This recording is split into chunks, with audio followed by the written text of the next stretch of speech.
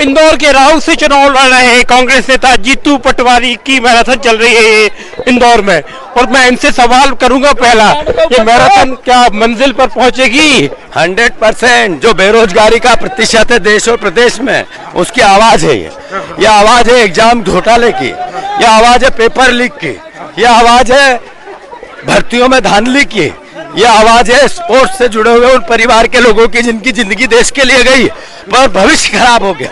लेकिन जो बीजेपी वाले कहते हैं कि आप तो मैराथन कर रहे हैं, लेकिन आपकी पार्टी की जो पूरी जो लीडरशिप है वो बुजुर्गों के हाथ में।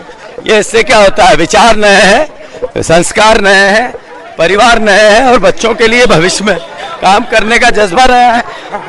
देखो जय वीरू कहा आपकी पार्टी ने कमलनाथ को और दिग्विजय सिंह को, और उसके बाद बीजेपी मुख्यमंत्री खुद सीधे कह रहे हैं कि जय वीरू एक दूसरे को बचाएंगे, एक दूसरे को मारेंगे, दोनों मिलकर शिवराज जी को सरकार से हटाएंगे।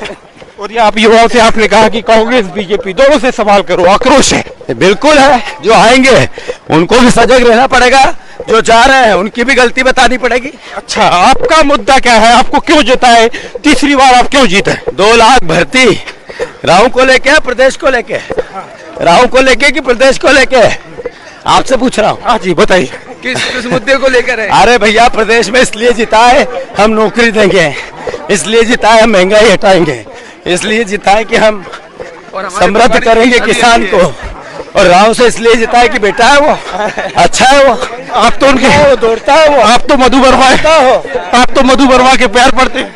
कोई बात नहीं, मेरे पिता तुल्य है, और संस्कार ये कहते हैं पिता के पैर पड़ो। आशीर्वाद दिया उनने 100%। क्या आशीर्वाद दिया? जनता आपको विजय करेगी। जो मालवा का माहौल बदलने के लिए बीजेपी के महासचिव कैलाश विजयवर्गीय भी आ गए यहाँ पर। कैलाश विजयवर्गीय का खुद का ही माहौल खराब है, तो मालवा के क्या बदलेंगे? कैसे माहौल खराब है? रिजल्ट आएगा जब पता चलेगा।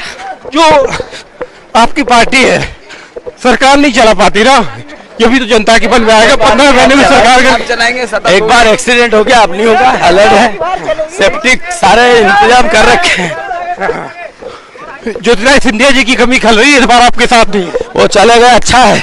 अब पता चला कि वो इतने ज्यादा उनके परेशानियां थी कि हम एकजुट नहीं होते थे। एकजुट उनकी वजह से ही होते थे। बिल्कुल सही। अच्छा, हाँ। तो अभी आपकी जो पार्टी है, जो राम मंदिर के पोस्टर बीजेपी लगाती है, 22 जनवरी को राम मंदिर की प्राण प्रतिष्ठा हो रही है, इसको लेके बीच बीच में ऐतराज भी होता है। सब कण कण में राम, मन मन में राम। चुनाव होंगे रोजगार पे, देश के और प्रदेश के भविष्य पे। आपका मुख्य मुद्दा जो जैसे कहते हैं चुनावी रेवड़ियां, ये तो जैसी बीजेपी कह रही है आप भी कह रहे। बात ये नहीं है, बात एक विजनरी प्रोग्राम है, एक जाती हुई सरकार का लालच है। पैसा कहाँ से आएगा? व्यवस्था है, समय पर बताएंगे। व्यवस्था है, समय पर बताएंगे। लेकिन ग्राउंड एक सवाल आखिरी आपसे पूछूंगा, ग्राउंड के अंदर जाएंगे। एक सवाल आपसे आखिरी पूछूंगा, मुख्यमंत्री शिवराज सिंह चौहान को आप क्या कहोगे?